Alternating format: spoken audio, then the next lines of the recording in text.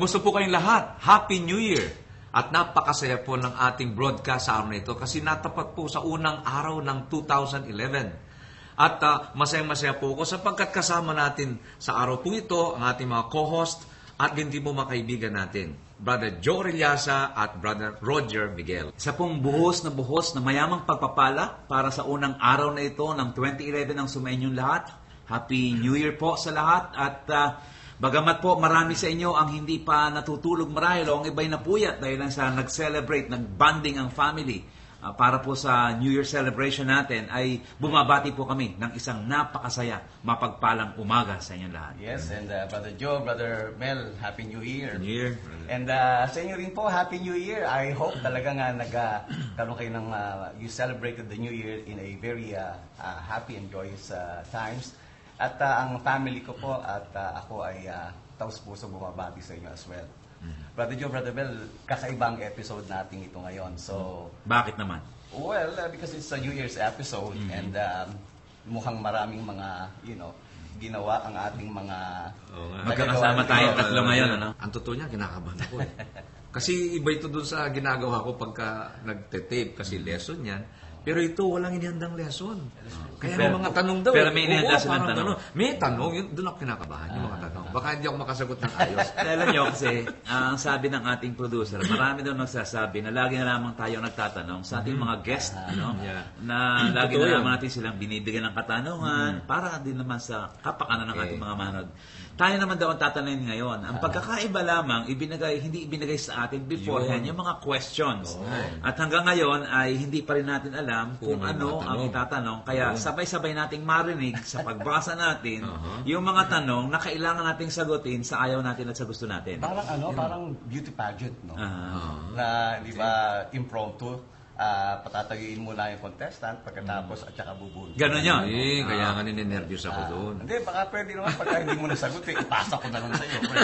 Mas madali sa akin yung counseling na lang, Brother Roger. Yung counseling, madaling sumagot. Pero ito, iba, hindi mo naman tanong. Then, nasa harapan ka ng...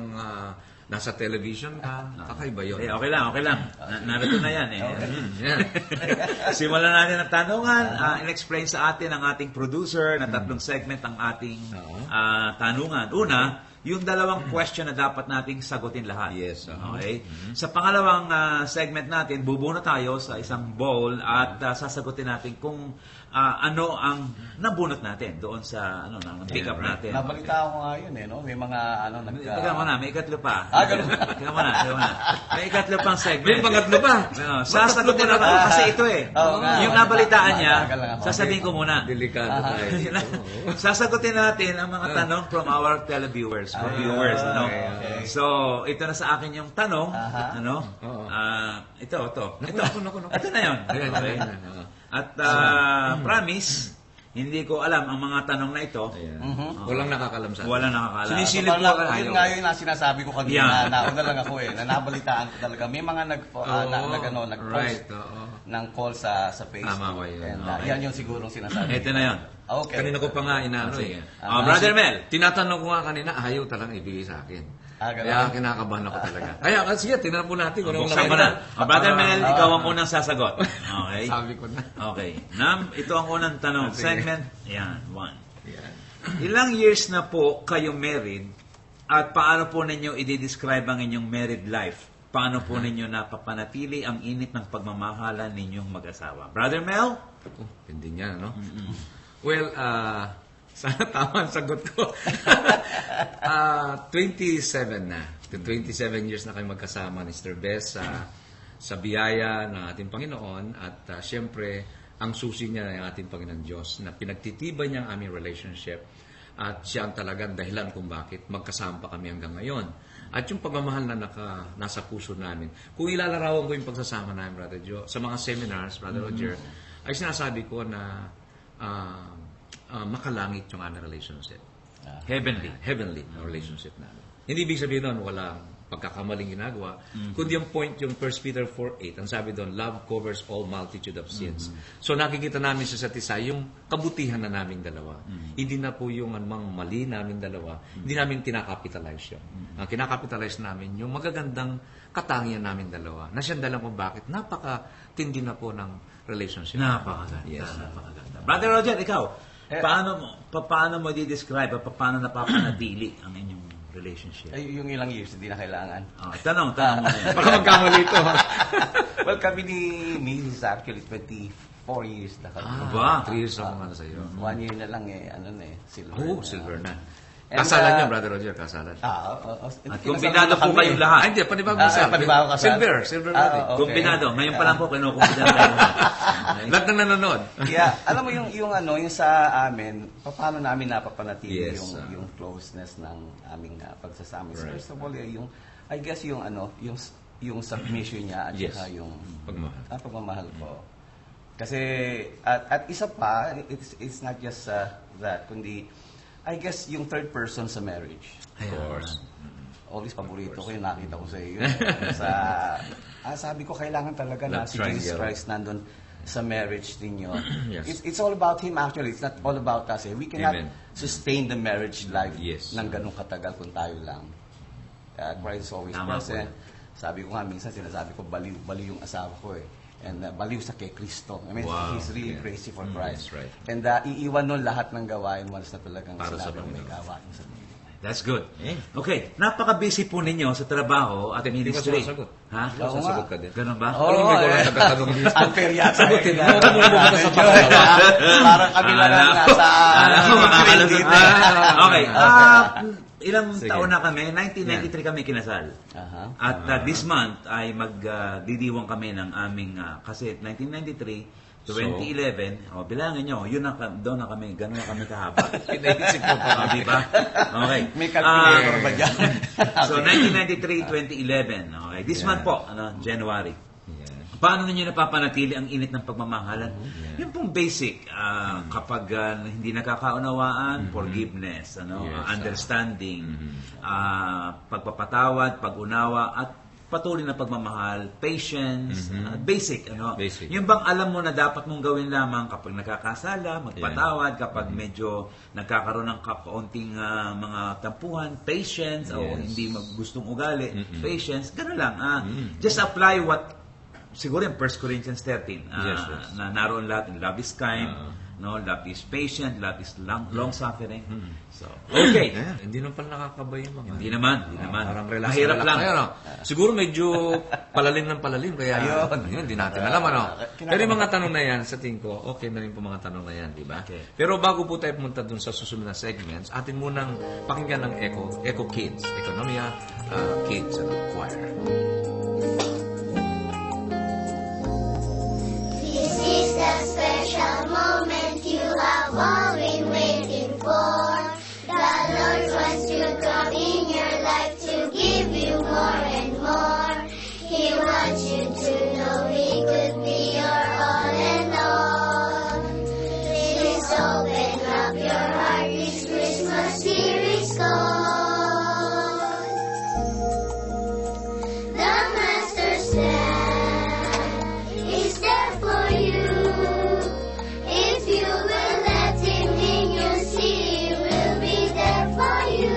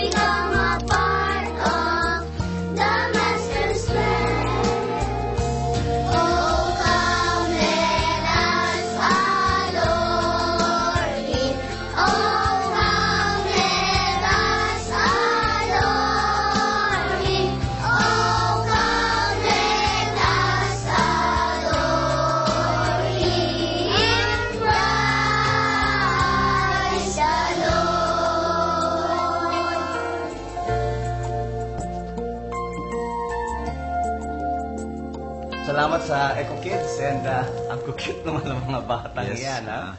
Brother Joe, Brother Mel, if I am right sa instruction na binigay kanina, narito ang mahiwagang bowl and bubunot tayo ng question. Pipili ng question. Kung ano mapatapat sa yung question. Ang sabi dito, dapat daw buong katapatan mong sasagutin. So, Manumpa muna tayo. Yeah. And nothing but the truth. Bueno, ako Sige, na puro muna. ka na, Brother Roger. Alright, sige. Ikaw ang malakas ang loob eh. So, alright, here's the question. Yes. Paano mo i-describe ang iyong relationship sa iyong mga anak? Takot ba sila sa iyo o malaya silang magsabi ng kanilang damdamin? Naku, basta sa mga anak, ang relationship namin is close yung mga anak, parang kapatid lang. Parang kita ko kapatid nga eh. Parang kapatid lang sila. Parang silang tatay mo. Every time. Kapatid lang, Brad. Pagka dumarating yan sa bahay, Sila nasusunod sa bahay. yakap yan. Yakap Yakap. at halik. Sarap, Ganon. no? Basta minsan nga, lalo na yung bunso ko talagang ayaw humiwalay pagkabagong dating sa bahay. And hindi sila takot. Nako, minsan nga ako matakot eh. Hindi Ganun lang naman. tayo, no? Talagang natakot ang magulang. Inihuli mo na. Pero actually, yung relationship namin, talagang pati, minsan nga pati mga boyfriend at saka girlfriend napapag-usapan namin eh. So, that is really very, very It's a friendly close, talk with them. very intimate. Intimate. Okay, next. Ganyan din yung sagot ko. Ako rin, ganyan din. Hindi naman ba? Ganyan din. Okay. Mas kabado ako dito. Pareho tayong anak eh. Sila Kanina, okay ako eh. Relax eh. Ayan. Magbabaguhin ang tanong, Brother Mel. Ito po yung tanong sa akin. What brings you great joy and what brings you great pain? Buti na lang dinapot. Well, kung ito'y sa family, of course, yung makita mo yung mga anak mo na fulfilled sila sa buhay. Ako si Bessie everyday, ang aking goal everyday kay Bessie, maging masaya siya. Hanggat ako'y nasa bahay, gusto ko masaya siya. Kasi dapat ang God tsaka ako ang source ng joy ng aking may bahay. Pagdating sa ministry, yung joy ko, of course, yung makita mo na ang church ay maayos at ang mga souls lumalapit sa Lord, may mga backsliders na bumabalik sa Panginoon. And then yung pain ko, of course, yung mga part na kumisan nakikita ko parang hindi nangyayari pa yung mga pangarap ko sa buhay. At kumisan, siyempre, yung relationship with other leaders na kumisan ay nakakaroon din ng parang hindi maayos na relationship. Ganun ba? That's very painful sa akin. Although, it's another step for maturity. At, well, hindi ko sinasabing hindi ko dapat daanan yon. I have to, para lang mag-mature ako. Yun po yun ang aking mga joy and That's pain. good. Yeah. Handa na ang EFBB. Diba?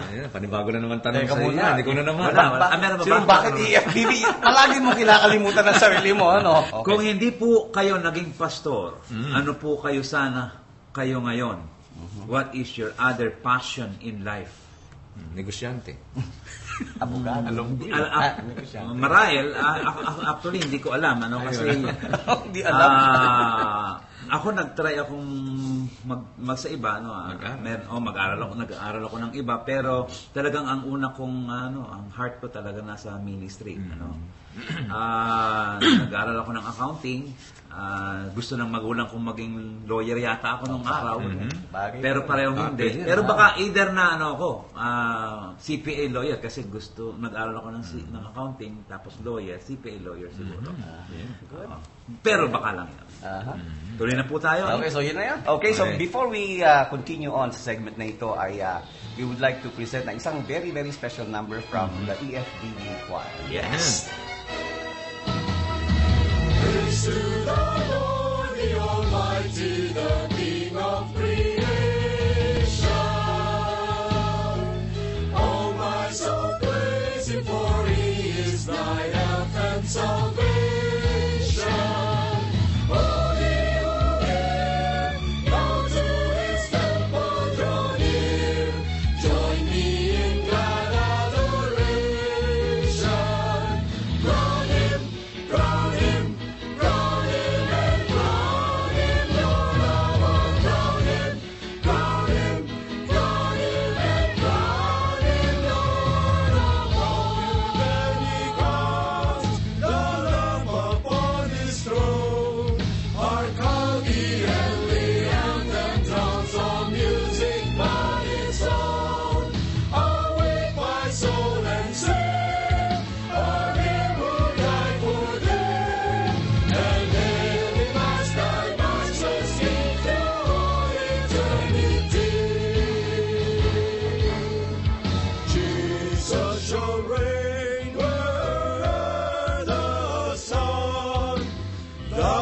as his successive journeys run.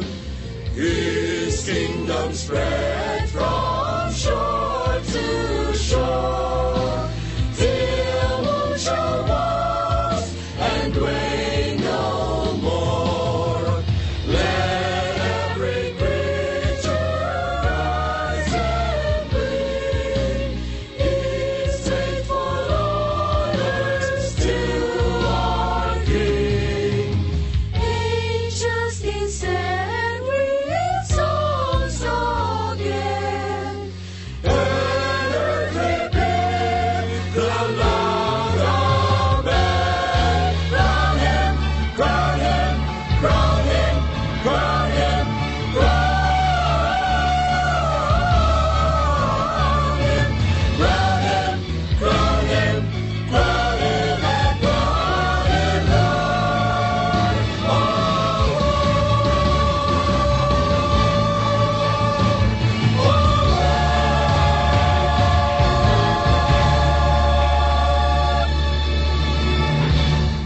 Maraming salamat po sa EFBB Choir at tunay po na ako'y laging na-inspire kapag po napapakinggan ko ang koristang ito. Yes.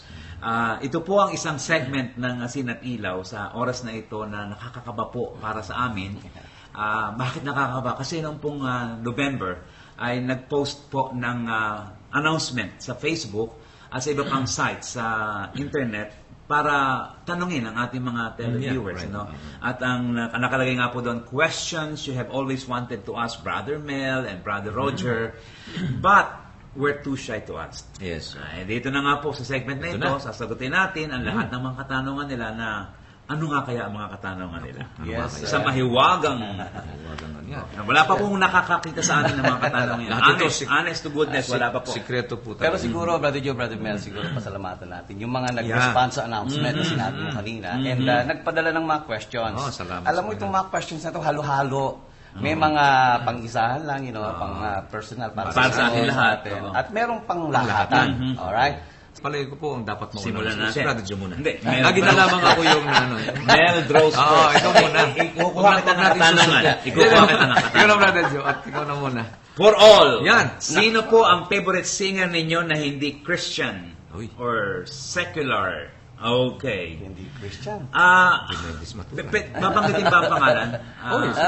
Siguro. Ma'am producer, babanggitin po ang pangalan? Okay, babanggitin ang pangalan. Singer. Pero Christian siya eh. Pero ako si Martin Rivera. Okay.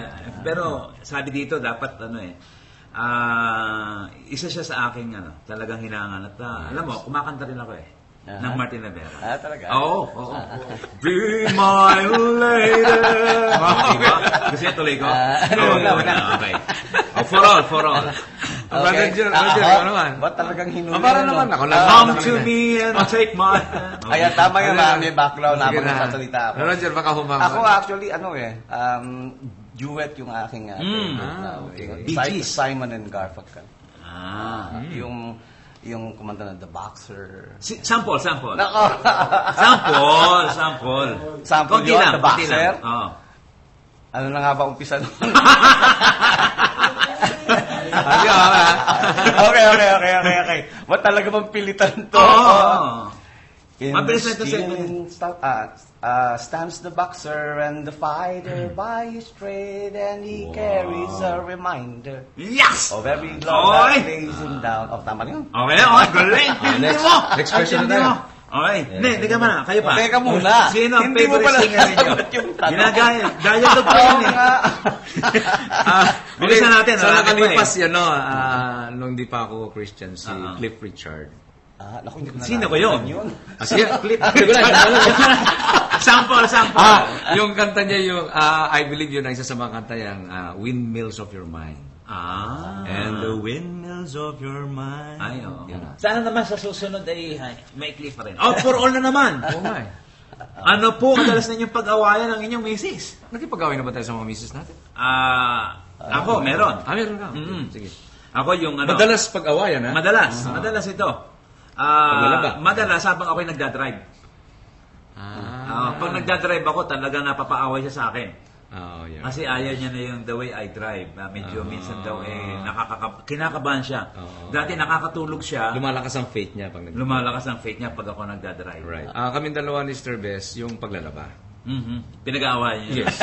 Kasi sabi ko, ako na maglalaba. Sabi niya, pagod ka, wag na. Ako na Maganda bahala pag-aaway dyan. yun. Sabi ko, hindi ako. Kasi I enjoy na talagang maglaba. Na at least makapagpahinga siya. Pero yung lagi namin, almost every time na may gagawin ako, sabi ni Mr. Bess, gawin mo na yon, ako na maglaba. Next, Brother Roger. Kinakatwagan talaga. Ano sa'yo? Sabi ng producer. Okay. Rest Sa akin, tayo. Sa'yo. yung siguro yung pagkakalimutin ko. Pinag-aawayan niyo yun. Ano yung dagdag na pala? Hindi kasi. Kasi minsan may sinasabi ako na, sige sa ganitong araw, lalakad tayo, lalabas tayo, ilalabas Nalimutan mo. Nalimutan. Hindi naman sa nalimutan, biglang may pumapasok na, iba? hindi ko naalala yun. So yun pagka pala may yun. pumasok na ibang gawain, yun. Talagang dapat kang awayin. Ako naman, para mabilis Dapat tayo. ka talagang may katwiran. Dapat awayin talaga. Talagang dapat kang inaaway. Okay, for all ulit. Gaano po katagal kayo mag-quiet time? Nagawa po ba ninyo ito araw-araw? Yan. Ako po ay almost every day, kasi may prayer room na nga doon sa church. Pagising ko sa umaga, magbubukas ako ng pinto, punta man ako sa prayer room. At least mga few minutes lang naman. Pero ang madalas lang nito ay pagpupunta sa prayer mountain, medyo matagal yun, hours yun. Yun lang. Ako kasi sa bahay si Mrs., pagka nauna siya quiet time doon sa loob ng kwarto, ako kadalasan sa opisina bago mag-start kasi meron akong meron akong Place parang to, daily bread na tsaka Bible sa opisina before I start the day. Right. Siguro mga 5-10 minutes. Yes. Ako, hindi ako specifically quiet time. Pero siyempre sa umaga at sa gabi meron. Yes. Pero yung halimbawa, nasa bus ako, nagpe-pray Yes, ako. anytime. Quiet time yun eh. Nasa traffic ako, nagpe-pray ako. You're right. May naalala akong dapat ipanalangin na nagpapapray sa akin. Pinagpe-pray ko. Tayo. Po tayo na pang individual, Brother Gusto Roger. mo? Okay, sige. Brother Roger, Sige. may secular work po ba kayo? What do you do? Yes, oo. Actually, I'm working with the government. Merong isang agency sa amin ng gobyerno sa Muñoz, Nueva Ecija, which is called Muñoz Water District. Ako po ang general manager sa Muñoz Water District. Yes. I operate a system na nagsusupply ng potable water supply sa buong bayan ng Science City of Muñoz. Yeah. Okay, Brother Mel. Brother Mel, bakit po parang hindi kayo comfortable kung tinatawag kayong pastor? Yun. Sabi nga, dapat for all na lang eh. Well, ang totoo po niyan ay, noong 1971, ay alam ko ang tawag talaga sa mga ministers ay brother. And then, looking at my Bible, nakita ko rin na talagang mas maganda talagang magkakapatid lang ang turingan natin. At ang pastor sa Bible natin actually are the elders of the church. Ngayon, kung tatawagin akong pastor, it's okay kasi ako rin naman kasama sa pangangalaga ng tupa. Pero kung akong tatanungin, I would rather ask you to just call me Brother Mel. Kasi parang gusto ko pantay-pantay lang tayo. Wala parang ang taas-taas ng Just call me brother at magkapatid tayo, pantay-pantay tayo, ang pakiramdam ko. Hindi ako mataas sa'yo. Ganun lang. Kaya hindi ako masyadong komportable. Thank you, Pastor. Okay. Ito naman sa akin. Okay. Totoo po bang tumutulong kayo sa gawaing bahay? Mali. Mali ang tanong. Mali ang tanong na ito. Yeah, right. Hindi ako ang tumutulong. Ako ang gumagawa talaga. Hindi po ba sayang ang oras ninyo na sana ay ginugugol ninyo lang sa ministry work? Okay. Right. Ako talagang gumagawa po ako. Naguhugas? Nakita nga kita, minsan naguhugas ng naka- pinggan? Lahat. As in, Lahat. talaga. Yan. I want pag medyo may kaunting kalat, talagang medyo mitikuloso ako. Ako ang maingay sa bahay pag medyo merong hindi maayos. Yeah, Hindi ko sinasabing ang kasambahay ko ay hindi. Pero talagang ako yung number one doon. At ngayon, tanong dito, kasi sa akin masaya ako pag malinis maayos Yes, of course. Hindi po ba sayang oras ninyo? Una, hindi kasi pag may nakakita ng tao na maayos ang bahay mo, reflection yun. Sabi nga, maayos itong tagapangaral na ito. Yes. No? Yung sabi nga ay cleanliness is next to godliness. Pag napapasaya ko yung pamilya ko, nabibigyan ko sila ng katuwaan sa pamagitan ng paglilinis ng bahay at pag-aayos ng ayos. Kaya kung ministry yun eh. Yung kaayusan ng bahay eh, it's a ministry na napapaligayan mo ang mga kasambahay mo na maayos ang tinitirahan. Yun lang. Yeah. Totoo ito. So, I guess nasagot naman ng sagot natin. tsaka yung Meron sinasabing pa sana, truthfulness, ayan, ano? Maraming salamat po. Katapatan. Oo. Maraming Thank salamat you po. po sa inyong lahat sa katanungan inyong po niyo. Sa amin. Hindi ko alam kung nagustuhan yung mga katanong, ang mga sagot namin sa katanungan ito. Yes. Pero nabigla po kami. Aha. Nabigla kami. At Kakaiba. nagpapaalam na po kami. Okay. Salamat po sa inyong subaybay sa programang ito. Bagamat marami ang napuyat at marami ang hindi pa masyado Right. nakakatulog ng Tama. mahaba. Narito po kayo, nakasama namin kayo sa unang araw ng 2011. So, sana po maging manigo ang bagong taon natin. Yes. Masagana. And Happy New Year po. Harapin po nating positibo ang susunod na taon. Amen. Of course, with God with us, lahat po ay magiging matagumpay sa kanyang harapan. Happy New Year po sa Happy inyo New lahat. Year.